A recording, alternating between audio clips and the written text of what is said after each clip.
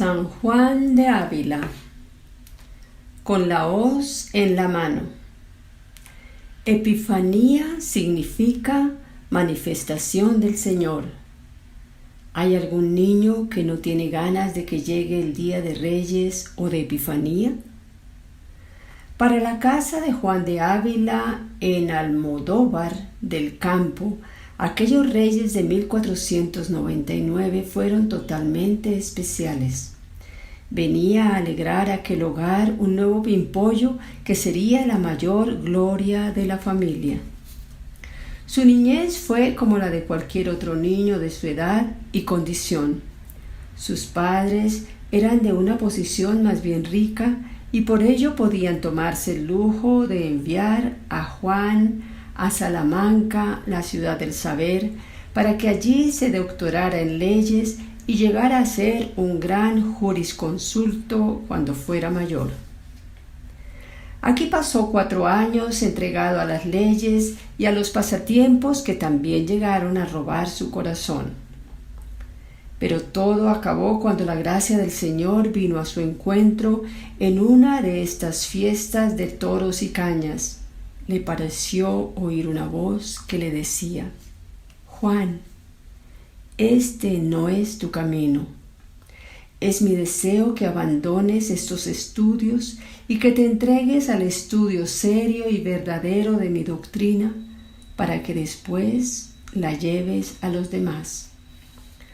Juan obedeció y abandonó para siempre aquellas negras leyes, como las llamará después. Volvió a Almodóvar y pasaba días y noches entregado a la oración y a la mortificación, pensando en las muchas almas que se perdían. Su agradecido discípulo, el famoso dominico Fray Luis de Granada, describirá así su preciosa vida. Mi nombre, Ávila; mi posada, la tierra; mi patria, el cielo; mi oficio, ser cosechero de Cristo. Hasta la vejez ejercité incansable la hoz, amontonando la mies en los celestiales graneros. Una primera misa original. Estando una noche en su granero de Almodóvar, entregado a la oración, oyó la voz del Señor que le decía: «Juan, quiero que seas predicador de mi doctrina y que traigas muchas almas a mi redil. Pero para ello no basta con la oración y penitencia. Debes también prepararte muy bien en los estudios para que también atraigas a los intelectuales alejados». Conociendo así de clara la voluntad del Señor, marchó a Alcalá de Henares y se entregó de lleno al estudio de las Sagradas Escrituras y de la teología, bajo la sabia dirección de maestros insignes que fueron poco a poco iluminando su inteligencia, pero sobre todo formando su apostólico corazón. A la vez que estudiaba, se entregaba a la oración más encendida y a hacer cuantas obras de caridad le permitía su bolsillo y su tiempo. Ya ultimados sus estudios, estaba preparado para dar el paso de su ordenación sacerdotal. Él llegará a ser un gran sacerdote, aunque todos los días de su vida sentirá una terrible responsabilidad por el peso de este don del que se sentirá siempre tan sumamente indigno. Sus conciudadanos de Almodóvar esperaban con ansias su primera misa. Ellos ya habían sido testigos de otras y sabían que el acto religioso le seguía un banquete acompañado de una gran fiesta. La misa fue solemne cual ninguna otra, pero la fiesta que le había de seguir no siguió. Juan ya había preparado todo para que al final de la misa los 12 más pobres del pueblo acudieran a su casa. Les lavó los pies, les tenía preparado un nuevo vestido y después de servirles una opípara comida, los abrazó y despidió con gran afecto.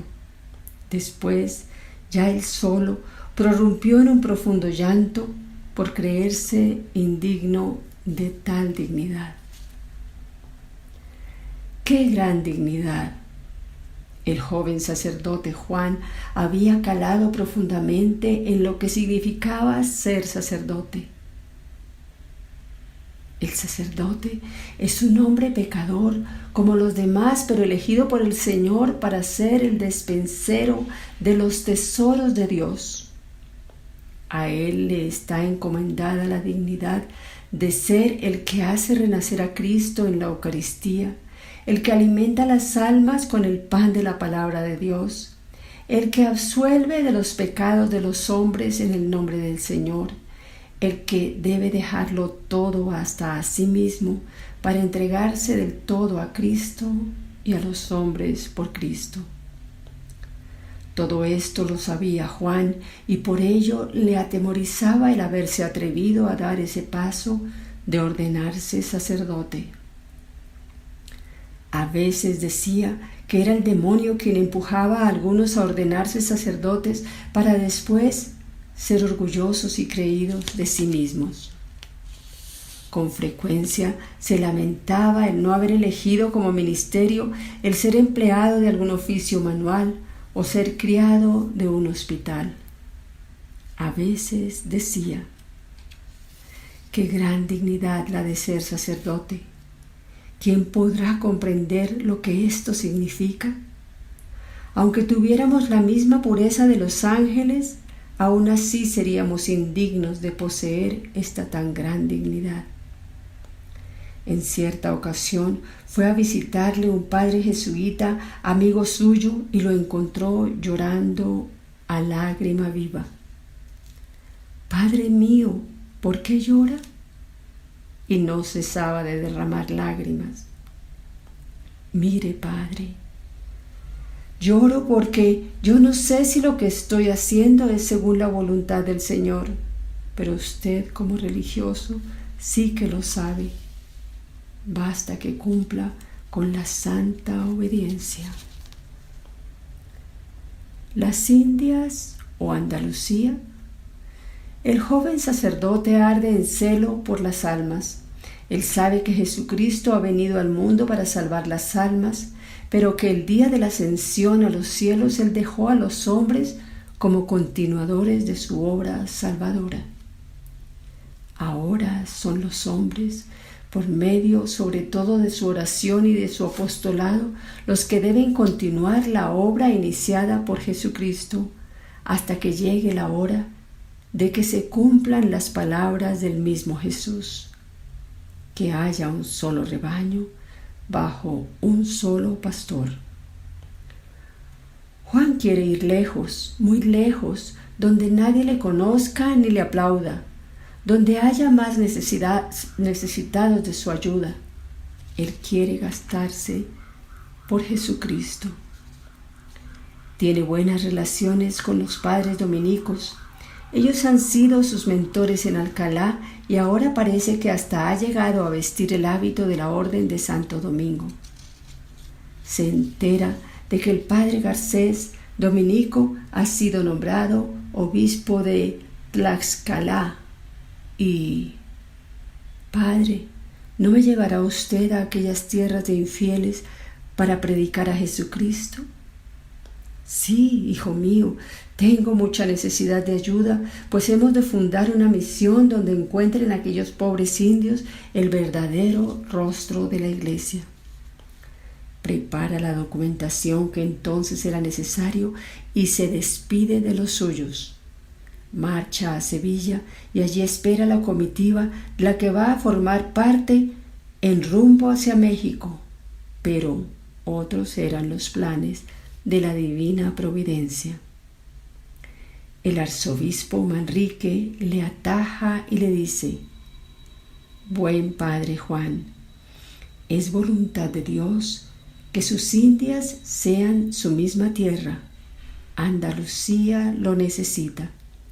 Sus campos, sus pueblos están a punto de ser cegados por el enemigo de Cristo y se necesitan apóstoles que atajen el mal».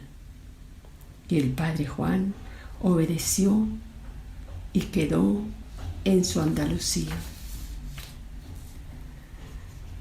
Celoso predicador, muchas cosas fue el beato maestro Ávila, como aún se sigue llamando a este insigne santo patrón del clero español, pero no hay duda de que es este el apelativo que mejor le cuadra. El celoso predicador, el apóstol de Andalucía y de cuantas regiones de España tuvieron la inapreciable dicha de poderle escuchar aquellos sermones de fuego. Su primer sermón formó historia en su vida. Tenía un miedo enorme, le parecía imposible ponerse delante de aquel público, pues no sabía qué decirles. Se había preparado concienzudamente para este sermón, aunque después no dijo nada de cuanto se había escrito y estudiado. Dejó hablar al corazón. Vio que esto le dio un buen resultado y desde entonces obró siempre así. Esto no quiere decir que no se preparase y que no estudiase la materia de que iba a tratar, todo lo contrario. Pero una vez hecho por su parte lo que debía hacer, ya lo dejaba todo en las manos de Dios, y era su corazón quien dirigía las palabras de su boca. Le llamaban los obispos y los religiosos de las más diversas órdenes religiosas para que predicase en sus iglesias y para que dirigiera los sermones o pláticas de formación a los miembros de las mismas. Las muchedumbres le seguían entusiasmados.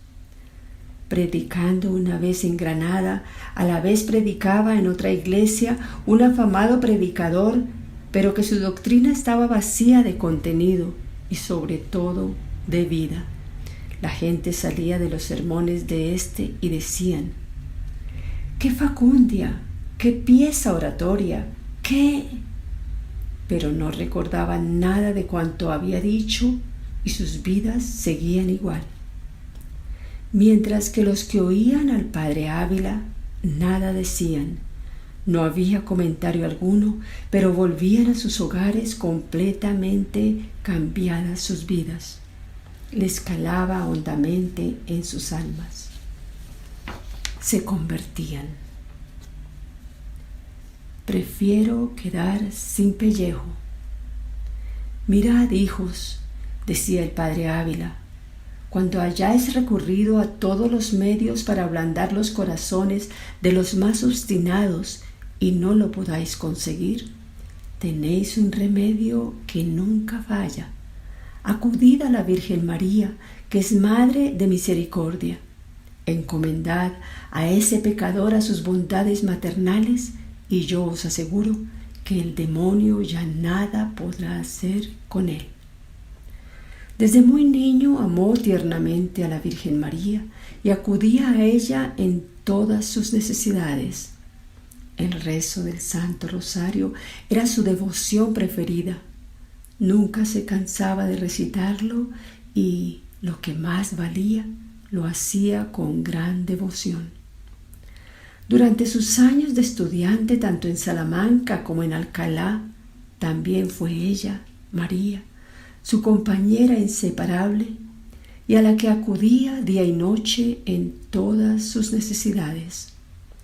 Ya sacerdote, se propuso extender su devoción y culto por todas partes, sobre todo por medio de sus sermones. Para el padre Ávila, la devoción a la Virgen María forma parte de la auténtica vida cristiana. En todos sus escritos la propaga con una fidelidad nada común y con gran confianza en su poderoso patrocinio. Ojalá todos los niños y mayores procuraran leer sus maravillosos escritos sobre este tema. Estamos seguros que su devoción a la Virgen María aumentaría muy rápidamente en fervor, en profundidad, en confianza. Una vez llegó a decir esta frase que vale más que todo un libro.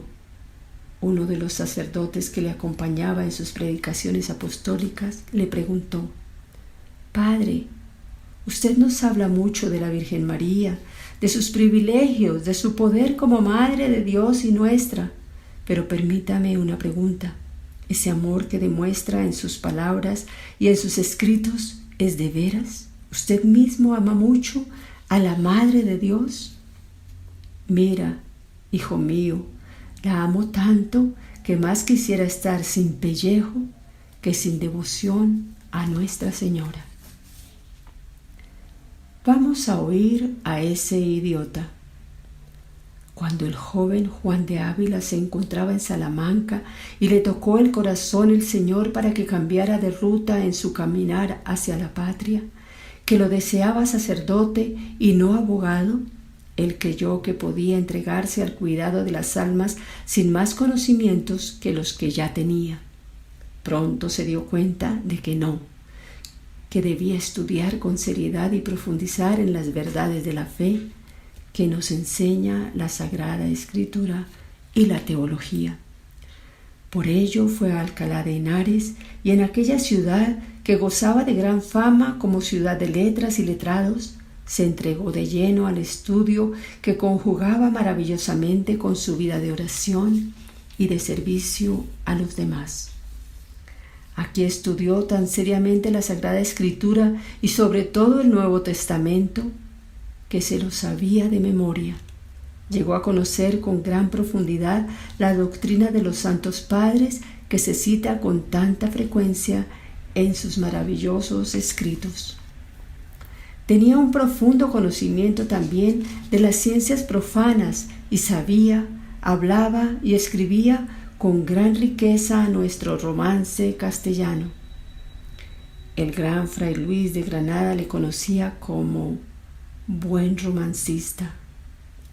Tuvo contacto con los más sabios de su tiempo y todos admiraban su profundo saber. Tuvo la dicha de ser el director espiritual de los santos más renombrados de su tiempo y de otros ilustres personajes que acudían a él en demanda de consejo y dirección. Pero tampoco faltó alguien que, como el rector del Colegio Real, Bernardino de Carvajal, que después se convertiría en un apasionado discípulo de Padre Ávila, dirá a un compañero: vamos a oír a este idiota. Vamos a ver cómo predica. En la cárcel de la Inquisición. Cuánto se ha escrito y hablado de este tribunal de defensa de la fe. Siempre tuvo detractores y acérrimos defensores, como por otra parte sucede con casi todas las cosas humanas.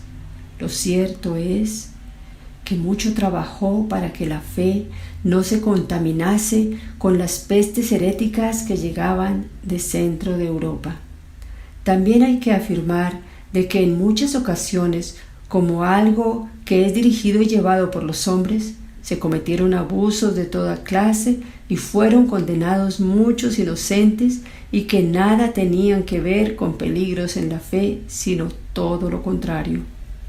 En los tiempos de nuestro Ávila está la Inquisición en todo su auge. Raro es el escritor que no tiene que ver algo entre aquellos señores rigurosos que estudian línea por línea de cuánto se escribe o predica sobre cuestiones de fe y a veces también sobre cuestiones de otras materias. Nuestro santo Ávila escribió preciosos tratados sobre la oración, sobre el modo de cómo rezar el Santo Rosario, tradujo el libro de la imitación de Cristo de Tomás de Kempis, etc., y lo hizo de modo anónimo o sin nombre por miedo a la Inquisición. A pesar de huir de ella, cayó en sus redes y durante 2 años estuvo enmarañado con ella, a pesar de que ni con una lupa se podía encontrar nada menos ortodoxo en lo escrito y en lo hablado de nuestro fervoroso predicador y concienzudo escritor.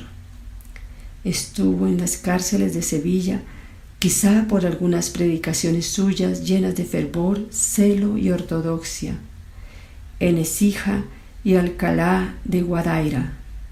Cuando salió de la cárcel, dijo: doy gracias a Dios por este tiempo que he pasado aquí dentro del calabozo, pues me han ayudado a meditar en la vida y pasión de nuestro Señor Jesucristo.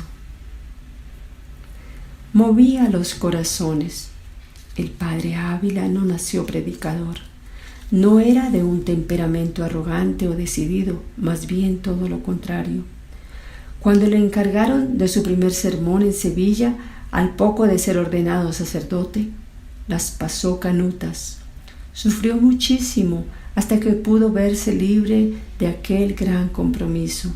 Él mismo dice: viéndome muy apretado, fijé los ojos en el crucifijo y dije: Señor mío, por aquella vergüenza que vos padecisteis cuando os desnudaron, os suplico que quitéis esta vergüenza mía y me deis vuestra palabra para gloria vuestra.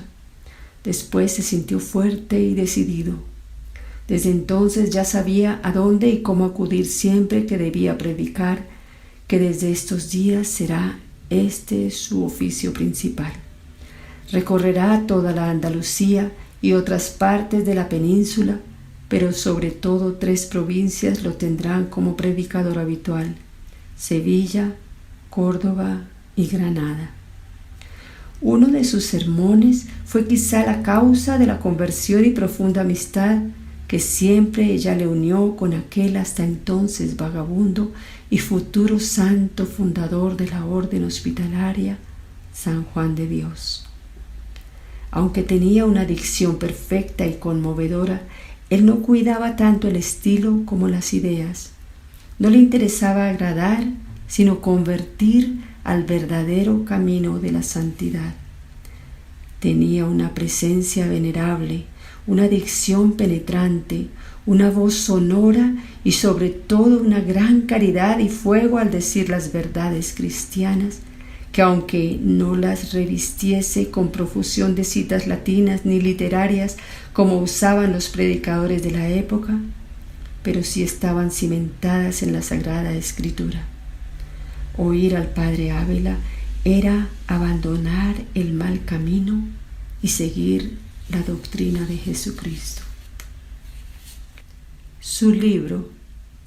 Te pregunto a ti, chaval simpático, que estás disfrutando mientras lees esta vida tan maravillosa de entrega a Dios y a sus hermanos los hombres. ¿Cuál es tu libro preferido? ¿No tienes un libro como tu mejor amigo al que acudes cuando tienes un ratillo de tiempo o cuando alguna nube aparece por el horizonte de tu alma? Pues mira, también nuestro protagonista tenía un libro al que acudía con frecuencia, mejor dicho, era el único libro que trataba de aprenderse de memoria y de llevar a la práctica cuanto en él estaba escrito. ¿Sabes cuál era? ¿No me lo has adivinado? Óyelo a él que lo dice. Cristo era mi libro. La mayor parte de las noches las pasaba en vela preparando mis sermones del día siguiente que debería predicar en diversos lugares y a toda clase de personas. Pasaba noches enteras como cosido a mi crucifijo a la vez que le decía: Señor, yo ya sé que tú me has alquilado para 2 cosas, aunque ya sé que has tenido bastante mal gusto, pues valgo tan poca cosa. Para ayudar a mis hermanos los hombres que lleguen a conocerse en profundidad, y si lo hacen seguramente que se despreciarán, pues verán lo poco que valen y que si tiene algo de valor es cosa tuya y no de ellos. Y la segunda cosa es para que le lleve a ellos el conocimiento de quién eres tú, para que sepan apreciar los tesoros que están encerrados en tu corazón, para que lleguen a conocer, apreciar y vivir los inauditos tesoros de gracia y amor que están encerrados en tu divino corazón. Qué bien si nosotros pudiéramos llegar a conseguir estos mismos ideales del Padre Juan. Que Jesús sea nuestro verdadero y único libro, siempre dispuesto a ser leído, o mejor, a ser hojeado con H y sin ella. Se fiaba de Dios. La desconfianza no deja de ser un defecto, Esta falta llega a ser mayúscula cuando se refiere a Dios nuestro Padre bondadoso y misericordioso. San Pablo llegó a calar bien en esta doctrina y a crecer en ella cuando escribió: «Sé muy bien de quién me he fiado». Los hombres, hasta los más fieles y mejores amigos, a veces fallan. Dios no. El Señor jamás falla. Somos los hombres quienes le fallamos a Él. Nuestro santo protagonista desde niño se echó en los brazos del Señor y de la dulce Madre María y nunca le fallaron. Siempre acudía a ellos en toda clase de necesidades y siempre salió airoso de cuantas dificultades se le presentaron. Habría que recordar los centros que fundó para la formación de los sacerdotes y de los niños y jóvenes que trataban todos de seguir los ejemplos de aquel santo sacerdote, y más aún que los estatutos o normas de vida escritos trataban de copiar su vida, imitar sus ejemplos. El día del Padre Ávila estaba así dispuesto. Oración, dicen que pasaba 6 horas diarias, predicación más de 8, estudios y atención a la dirección de espíritus de cuantos a él acudían. Uno que quiso ser discípulo suyo, antes de pedirle este favor al venerable sacerdote, acudió a un compañero del santo y éste le contestó: «Señor, si queréis ser discípulo del Padre Ávila, ateneos a esto: pasar hambre y sed, nunca quejarse, entregarte sin medida a los demás y no pretendas gastar tus ojos en el estudio, sino más bien encallecer las rodillas en la oración». Su lema para toda su vida fue este: buscad el reino de Dios y su justicia, y todo lo demás se os dará por añadidura. Misas, señora, misas. Aquella vela con tanta llama encendida estaba para agotarse. Se había consumido día a día y momento a momento para iluminar las almas hacia Cristo. Durante toda su vida había tenido una compañera, la enfermedad, pero trabajaba como si siempre hubiera gozado de perfecta salud. Vivía en una gran pobreza y austeridad. Así quería él a sus sacerdotes, pobres a imitación del Maestro. Cuando ya notó que se le acercaba la hora, pidió con insistencia: «Traedme a Jesús, traedme a Jesús. Él es mi Señor, sin Él no puedo vivir». Algún discípulo empezó a leerle cosas muy elevadas sobre el cielo y la teología, y él les dijo: «Hijo mío, no me leas nada de eso, no lo necesito. En cambio, léeme algo que anime a mi espíritu a arrepentirse de sus muchos pecados. Recuérdales algunas de las cosas que yo predicaba a mis amados hijos en los días de misiones. Este me ayudará más que todas esas sutilezas que dejan tan árida el alma». En aquellos momentos le arreciaban más y más sus muchos dolores, y alguien le pregunta: «Padre mío, ¿sufre mucho?». «Bueno está, Señor, bueno está», se limita a contestar el Santo Padre Ávila, como queriendo indicar que el Señor, cuando nos prueba, sabe lo que hace y hace lo que nos conviene, como diría en muchas otras ocasiones, y añadía: «Y nosotros, pecho en tierra, hemos de aceptar cuanto Él por nuestro bien nos envía». Una dama le pregunta: «Padre mío, ¿qué puedo hacer por usted?». «Misas, señora, misas». Era el 10 de mayo de 1569 cuando volaba al cielo.